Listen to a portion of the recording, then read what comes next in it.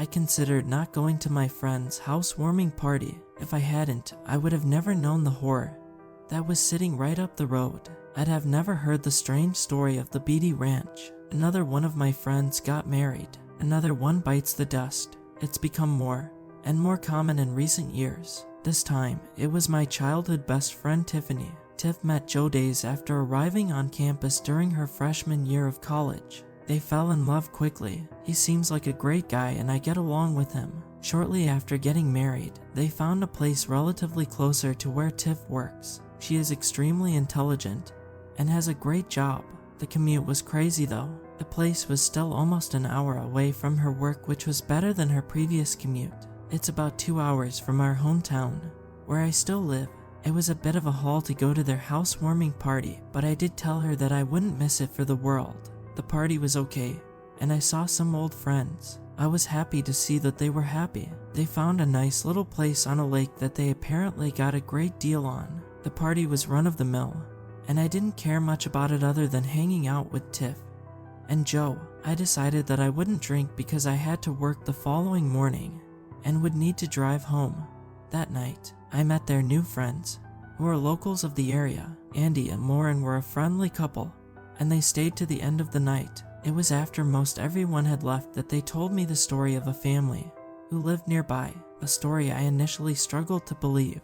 Everything was winding down, and it was just me, Joe, Tiff, and their new friends from the area, Andy and Laura. They were all sitting in a circle, smoking pot, and just talking. "You don't care at all what religion the president is?" Andy asked the group. "Why would I?" Tiff laughed. "It could be a religion that practices human sacrifice." Andy laughed. Okay, do you care if the president was gay?" "What reason would there be to care?" I laughed. "I couldn't care less who the president wants to get with as long as they're, adult humans. Same way it doesn't matter to me what anyone cares to eat, as long as it isn't human." "Well, make sure to stay away from the old Beade Ranch then," Andy replied. "Why?" I asked. "Do they have gay presidents that eat people?" Andy was chuckling, but his face turned serious strangely quickly. Laura had a very serious look on her face. "You guys haven't heard anything about the Beade Ranch?" Andy asked Joe and Tiff. "Nothing." "Why?" Tiff asked. "I'm surprised the realtor didn't say something when you moved in here," Laura said. "Oh God, what is it?" Joe asked. "The Beade family," Laura solemnly replied. There was a weirdly tense moment after she said that. Neither Andy or Laura were laughing in the slightest. After a short pause, Laura told us the story. "Fay Hollow, the town directly to the west of us just a few minutes down the road, is all owned by this very strange and reclusive family. I think it's considered a hamlet because it's not big enough to be considered a town. It's basically just a big chunk of land with one old dirt road going through it. From all accounts, it's not very good land either. It's mostly all swamp with a small river that runs off from the lake. People who've been there say it's just ugly." "You've never been there?" Tiff asked. "We know better," Andy replied. Joe and Tiff both looked a little spooked. Laura took a long sip of her drink and then continued. "Some years back, the town wanted to build a highway through some of this area. There were plans to build a factory here. They were planning on bringing in new businesses. Most of the people around here were all for it. Outside of the nice houses on the lakes, it's historically been a very low-income area. There just isn't much nearby, and there aren't a lot of job opportunities." "Yeah, my commute is like an hour now," Tiff said. "Still worth it for a nice affordable house on the lake. For those of us who can afford it," Laura said. "There are plenty who can't. There were a lot more back then. The population used to be much higher here. Now it's primarily summer homes, or people who have really long commutes." Tiff almost looked like she felt guilty, or had taken some offense. Laura quickly got back to the story. "Most locals were excited about the highway and all of the new businesses that might come. Everyone who needed to sign off on it did, aside from the Beades. Locals who would need to move were offered much more than market value for their homes. Most of them felt like they won the lottery. The Beades wouldn't budge though. Their family had owned that chunk of land for generations. They dug in their heels. People were pissed." Laura paused again to get another drink. "So let me guess, the townspeople raced over there with pitchforks and killed them?" Joe asked. "Now the ghosts haunt the land." He laughed. "Was I close?" "No, but maybe they should have," Andy replied in a serious tone. There was another short but awkward pause before Laura returned and sat back down. So, what happened? Tiff asked. The story starts to get murky, Laura replied. There had already been plenty of rumors about the family. People claimed that they practiced incest. Some believed they were cannibals. These were all theories most likely due to their appearance and their decision to live in isolation. People might have heard about the disappearances and let their imaginations fill in the blanks. Or maybe they were right about the Beades. What locals did know was that anyone who wandered onto their property were greeted with shotguns. So they were just like Florida people. Joe laughed. Laura ignored the comment and continued. The town continued surveying different spots in the area, hoping that they could still convince the Beades to sell. 2 men, Thomas and Paul, were sent to the hamlet to survey what they could as well as try again to talk to the family. She continued as we all quietly listened. Thomas has told his story. He checked out the area near the front of the land by the start of the dirt road that runs through the property and acts as a shortcut to the interstate. Paul went into the weeds and bushes so he wouldn't be seen. He was going to check out the swamp. Before long, Thomas heard thrashing followed by gunshots alongside terrible screams. What happened to Paul? Tiff asked. No one knows, Laura replied. Thomas ran out of there and promptly called the cops. They found nothing, no sign of Paul at all. He's still considered missing and presumed dead. Thomas has theorized that Paul had been cannibalized. They could never prove it though, no evidence. Since then, people steer clear of Fay Hollow and the Beade family. Maybe a bear got him, Joe said. Maybe, Laura replied. There were others though. Some are on record as missing, some are just stories. But it seems like every few years, someone goes missing near the Beade ranch. It's enough to make locals steer clear. Is it really a shortcut to the interstate? I asked. It's a straight shot, Andy said. The dirt road ends about a mile from the on-ramp to 86. It would seriously take at least 45 minutes less to get there than the main roads. That's why they wanted to build the highway. I laughed. People really won't take that road because they're afraid of this family. People don't want to get shot, Laura replied. That, or something worse. The stories could have been exaggerated, but the disappearances are very real. What keeps random people driving through from going down that road? I asked. The turn to the road is at the end of a road with a dead-end sign at the entrance. There isn't a reason for most people to go down there. There's also no trespassing, and posted signs everywhere leading to it. I had friends who went down there and took pictures. It's really creepy. The dirt road doesn't fully show up in the maps either, so most people don't know that it goes to the interstate if they're not from here. Laura replied. Your friends went to the ranch? Joe asked. Just to the edge of the road, Laura replied. They knew not to go any further, not to trespass. Kids at school called it the Beade Ranch. Sounds like those Beades stand their ground. Joe laughed. Something like that, Laura quietly replied. I was very skeptical. I asked them, have you guys ever seen this family? Just the youngest one, Andy replied. She used to come in about once a week when I was working at the gas station up the road. Bought a lot of gas. She's actually pretty cute, in an Amish sort of way. That's messed up, Laura said, looking mildly irritated. Not as cute as you. Andy laughed. No, I'm talking about how people think she might have been kidnapped. The Beades don't associate with anyone outside of their family, and she sure doesn't look inbred. Some people think she was kidnapped when she was a baby and raised as a Beade. I don't doubt it, Andy replied. The topic of conversation changed shortly after that, but I couldn't stop thinking about this place. Did I really cut 45 minutes off of my drive home? It's such a long, boring drive. It was crazy to me that people would avoid a shortcut like that just because they've seen too many scary movies. About a half hour later, I knew that I needed to leave. I was already looking at a night of very little sleep. I had an important meeting and presentation at work in the morning. Joe and Tiff tried to talk me into staying, but I simply couldn't. Hooray for work. As I reached the top of their long driveway, I stopped for a moment and thought about Fay Hollow. They warned me not to take the shortcut, but they didn't have a long drive ahead of them. I looked it up in maps on my phone. Laura was right about only half the road showing up on there. Looking at the map though, it didn't seem like there was any logical place for it to end aside from where they said it did.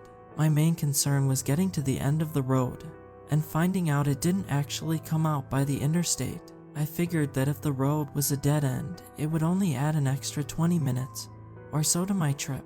If I had to drive the long way, I wasn't gonna get any sleep either way. I decided to opt for the shortcut. I followed the map to the road with a dead-end sign at the entrance. I started slowly driving down it. It wasn't long before I started seeing no trespassing signs and posted signs on the trees. There weren't any houses on this road, and it seemed to lead straight into a swamp. I got all the way to the end before I saw the turn to Beade Road. The turn was somewhat hidden by weeds and bushes. The cement ended, and the dirt road was tough to see in the dark at first. There was a gate, but I could see from the car that it wasn't locked. The gate and surrounding trees were absolutely covered in no trespassing signs. I have to admit that I was a little creeped out. The excessive amount of signs in front of the dark dirt road made me slightly uneasy, as did seeing the sign for Beade Road. This means that the family isn't fictional. I considered it for a minute and decided that the creepiness of the road itself is probably where these stories come from. I remember being a kid and assuming any creepy looking, boarded up, or run-down house must be haunted. Sometimes our imagination gets the better of us. Not tonight though. I had come this far, and I was taking this shortcut. I got out and walked over to the gate. It was an old rusty X-shaped gate, just big enough to prevent cars from getting through. It creaked loudly as I swung it open. The sound echoed through the eerily quiet night. I admitted to myself that I was a little creeped out, but I still didn't believe Laura's stories. Creepy looking places spawn creepy stories. Stereotypes can lead to urban myths. Stereotypes like the Beades being seen as inbred cannibal rednecks because they live in relative isolation. These are the things I was telling myself as I started driving down the dark dirt road. I kept my speed low because of the wooded areas on each side of the road. The last thing I needed was to hit a deer. The road eventually turned slightly around a bend, and that's when I saw the lights in the distance. I assumed it had to be in their house. Andy and Laura said it was the only one along the road, or inside the tiny hamlet. I crept slowly down the road. The lights were growing bigger, but I still couldn't see the house. I started hearing a noise that I eventually recognized as the sound of a generator. These people really were off the grid. I started wondering where they got the money for gas to power the generator, where they got money for food, supplies. Laura would likely say that they stole it from their many victims. While I still didn't believe that, the thought was stuck in my head. I admit that I was feeling more nervous as I got closer to the house. I could see a spot ahead where the weeds and trees opened up. I was almost to the house, and I was about to be visible to anyone who might be there. I had freaked myself out a little bit more than I realized before, so I decided to pick up my speed as I was passing the house. I figured that even if they were the type to shoot anyone they saw on their property, I could get past the house before they could even grab their shotguns. I sped up a little as I got to a point where I could be seen from the house. I saw that there was lights on, but didn't spot anyone outside or through the windows. The house was a little shabby, but honestly not much worse looking than my last place. It could use a paint job, but there are worse looking houses in the town I live in. Seeing the house calmed my nerves a bit. It wasn't as spooky as what I built up in my head. Still spooky, just not as spooky as I imagined. I still wanted to get past it and out of sight quickly. I started to pass the house and looked ahead down the long dirt road where the opening in the trees closed up and it was almost too dark to see right in front of you. I pressed the gas a little harder as I passed. Then abruptly I felt the steering tighten and the car slow. I had popped a tire. This is what I like to call an of course moment. I quickly hopped out to check the damage. My front right tire was flat. I momentarily considered driving on it at least to the end of the dirt road. Then I thought about it and decided that I might let Laura's story creep me out a bit, but I'm not gonna destroy my rim because of it. I was practically right in front of the house. I might have gotten 10 or 15 feet past it, but the light from the porch made me clearly visible to anyone inside. I looked toward the house regularly as I popped the trunk and grabbed the spare tire. I still hadn't seen any people, but there were definitely lights on inside. I thought that maybe I should call someone, but as I looked at my phone I saw that I had no service. Of course not. I was in a swamp in the middle of nowhere. As I was rolling the tire from the trunk to the front of the car, I spotted something strange on the ground. I used the light from my phone to get a closer look. I felt a chill when I realized what it was. It was a small piece of wood with several nails driven through it. The nails were straight through and unbent, sticking straight up. My tolerance for coincidence was fading. It looked like a man-made item, specifically put there to pop someone's tires. I shined my phone's flashlight a little further up the dirt road and noticed another one, then another, then another. I walked maybe 20 feet ahead and found more than a dozen of these little spike strips, a minefield of pointy objects. The feeling of panic started rapidly growing. I'm not sure if the plan was to jump in the car and drive it on a flat, or if I was going to try to change it as quickly as humanly possible. It didn't matter though. When I turned around and looked back toward the house, I noticed a man coming from the house toward me. I could just see his silhouette as he went from walking to running. I quickly realized that he was wielding something, and he started to yell. Panic immediately took over. I had idiotically walked too far from my car, so I turned and started running further down the road. I didn't know why they were laying down homemade spike strips, and I didn't want to find out. To me, everything else could have been chalked up to coincidence. Not the spike strips though. As I started to run, I could hear the man yelling, but I couldn't make out what he was saying. My heart was racing, and I had no idea where I was going or what I was planning to do. When I looked back, I saw a second man coming out of the house. He was standing directly in the porch light for a moment, and I could see clearly that he was holding a rifle. He yelled as well, but I couldn't make it out. Then he also started running toward me. I couldn't believe what was happening. I felt stupid for taking the shortcut despite a direct warning not to. I could already feel my sides hurting. I was running short of breath. I had no plan. All I could do was run and hope that the men chasing me either gave up or lost track of me. I considered cutting into the swamp, but I figured they probably knew their way through it better than me, and it would only slow me down. I felt helpless. I could hear them continuing to yell and scream as I started to feel like I couldn't run anymore. The only word I could make out was stop. At this point, I wasn't looking back to see if they were gaining on me. I was just trying to force myself to keep running. I tried to fight through the cramps, shortness of breath, sore legs, and dizzy feeling. Then I abruptly felt a sharp pounding pain in each side of my rib cage. I was stopped dead in my tracks as my head and arms flew forward while the rest of my body stopped. Momentarily, it was dark and I couldn't tell what was happening at first. I could only focus on the searing pain I felt. I realized that something was wrapped around my torso. It felt like marble when I touched it. I could barely see it in the dark and in the frenzy, but I could tell that it was large. The pain intensified as I was lifted off of the ground. Whatever had a hold of me flailed me around more than 10 feet off of the ground. I could see the two men had made it almost to me and stopped.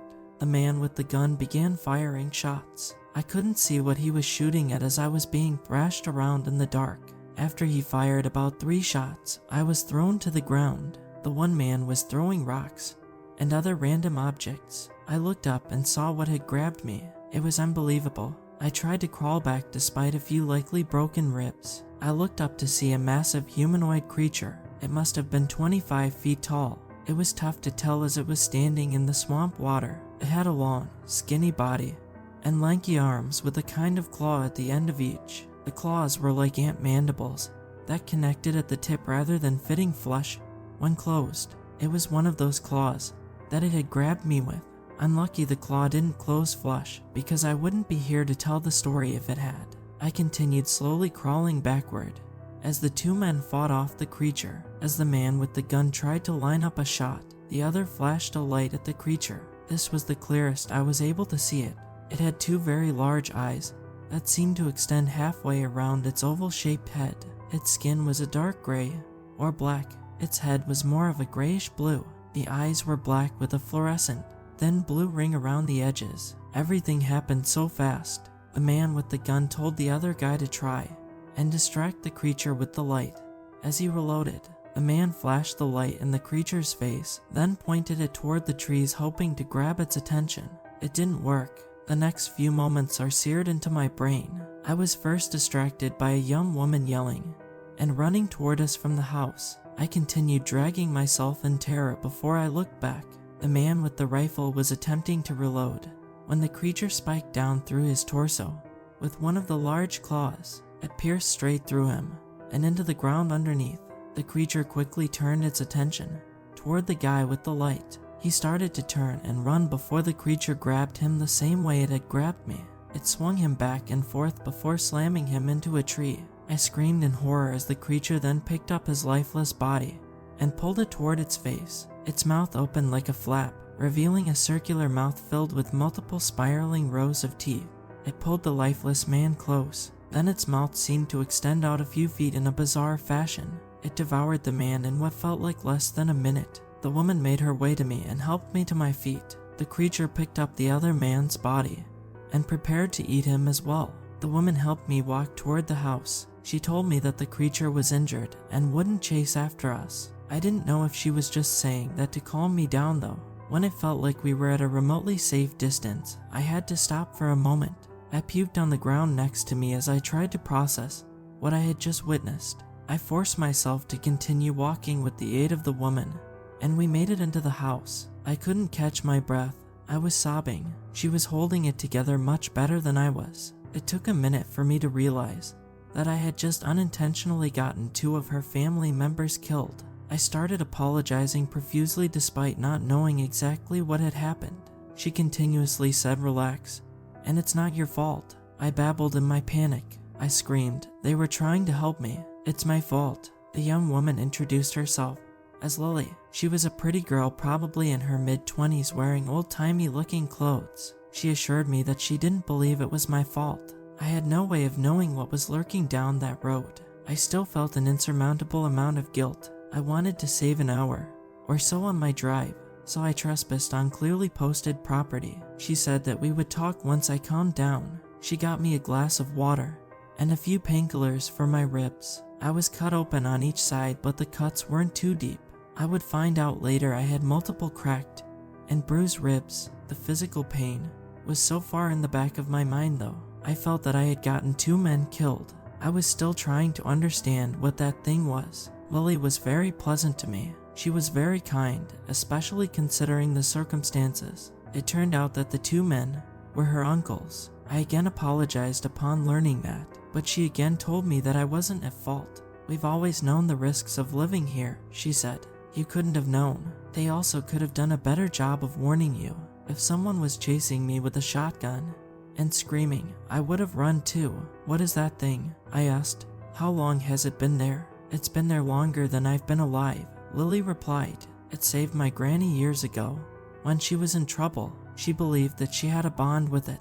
Granny passed last year. She bought this land years ago after discovering the creature. She did everything she could to deter anyone from coming here. She never wanted to report it to any agency though. She felt that it had just as much of a right to live as we do. She claimed that it wasn't trying to hurt anyone, but would protect itself if it felt threatened." I wanted to ask follow-up questions, but I sat quietly and listened to Lily. "We have never known if the creature is a new species, an experiment of some sort, or even an alien. We know that it's been injured for years and doesn't move far from its spot. It seems to need the water to survive like a fish. It manages to get everything it needs from the swamp. We give it treats here and there and our leftovers, but it seems to survive just fine without us. It has been for over 40 years. That's why your family didn't sign off on the highway." "Yes," she replied. "The creature saved Granny, and she knew it would be killed, and most likely experimented on if she told anyone about it. Granny was nervous about people anyway, so it was easier to just keep it a secret.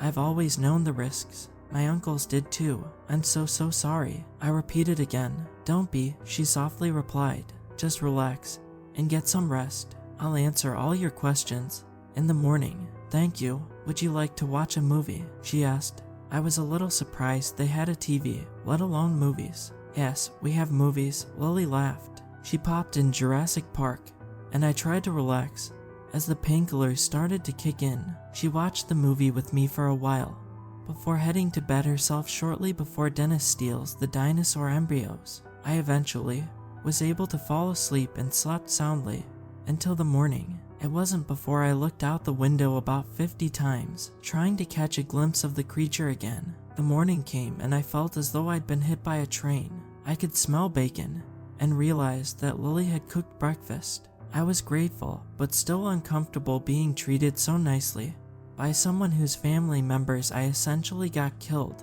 I hoped for a brief moment that it had all been a dream. I thought about the work meeting and presentation that I was missing, but I couldn't even begin to force myself to care. Learning of the existence of this creature is so mind-blowing that going to work felt so insignificant. I saw another glass of water and another painkiller on the stand, and promptly took it. I then got up, ready to go change my tire. Lily walked into the living room. She insisted that I eat breakfast before I go. I agreed with little resistance. I had already missed work. Once I get cell service, I'll probably have 30 missed calls. It's tough to care much about that though. I sat down at the kitchen table with Lily. I wanted to ask more questions about the creature, but I wasn't sure if it was a sore subject that I should avoid. I didn't have to ask though. It isn't a vengeful creature, she said abruptly. Do you feel safe living near it? I asked. It's obviously dangerous. It's just an animal like the rest of us, she replied. Maybe it's something left over from a forgotten era. Maybe it's something new. It keeps to itself unless someone bothers it. It protects itself like anyone else would. Who are we to decide what gets to live or die? Granny hated hubris, and hubris is a very human trait. Humans kill rodents and pests because they're a nuisance. We kill animals for food or even sport. We cage anything that might be a threat to us. Maybe we aren't meant to be the dominant species anymore. Maybe those swamp creatures are. It may have been the pain medication talking, but I found myself agreeing with her. Do you care about that thing? I asked. I care about Granny, and she cared about it, she softly replied. Granny felt bad about stopping the highway from being built. It isn't fair to stop progress to protect our own comfort. We had a good run, but maybe the world isn't ours anymore. We finished breakfast, and I went outside to change my tire. I walked up to my car to find that my tire was already changed. Of course it was. The inbred cannibal changed it for me. The same one whose family tried to stop me from walking into certain death, who died to save me. I felt like I owed Lily so much. She's all alone now because of me. Well, I guess not all alone. I knew that I wouldn't report seeing the creature. Maybe I'll tell the story to people who won't take it seriously anyway, but I won't call the authorities. I owe her that much. She walked out the front door, and I thanked her for helping me yet again by changing my tire. I thanked her again for everything she had done for me, for forgiving me. Are you sure you're comfortable being alone here? I asked. The creature isn't going to harm me. It was simply protecting itself and protecting its own, she said. Yeah, wait, what do you mean by that? I asked, confused. Lily went inside for a moment. When she returned, she had a photograph. I looked at it and the hairs on my neck stood up. I asked her, are those eggs? Lily smiled from ear to ear and said, she's gonna be a mama. I didn't know how to respond. I initially tried burying the thought in the back of my mind. I gave Lily a hug, and we said our goodbyes. I started driving back the way I came along the dirt road, now content to go the long way. It probably takes hundreds of years for those creatures to grow to adulthood. She said that one had been there for decades. I won't even be aware of them in my lifetime. At least that's what I keep trying to tell myself. I reached the end of the dirt road. I stopped and looked back for a minute, blown away by the experience, terrified of what's to come. My phone started going off as I reached cell service. I'm gonna get fired. It's likely that no one will believe my story, and maybe that's okay. Maybe it's just the way things are meant to be. People will likely continue spreading rumors about the inbred cannibals living in the swamp. Doesn't really matter though. What matters is to heed the warning when someone tells you to stay the hell away from the Beade ranch.